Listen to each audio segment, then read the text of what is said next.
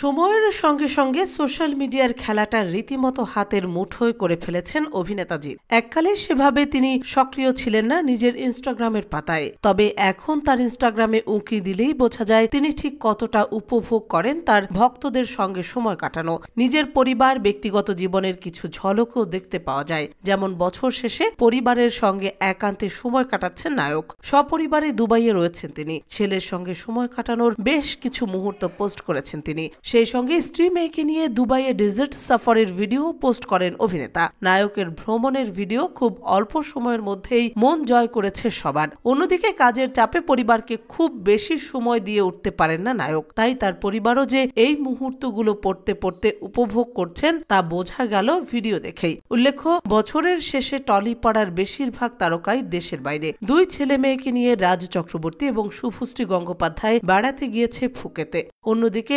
দেবচন্দ্রিমা সিংহ রায়, গৌরব চট্টোপাধ্যায়, দেবলীনা কুমার সবাই ঘুরতে বেরিয়েছেন। উল্লেখ্য, নতুন বছর পড়তেই নাকি নতুন কাজে হাত দেবেন জিৎ। সব ঠিক থাকলে মার্চ মাস থেকে শুটিং শুরু। ছবির নাম লায়ন। শোনা যাচ্ছে পরিচালক Raihan Rafi rough and tough জিৎকে পর্দায় তুলে ধরতে চান। নায়ক সেই কারণেই চুল বাড়াতে পারেন। দুবাই থেকে ফিরেই চিত্রনাট্য নিয়ে বসবেন নায়ক।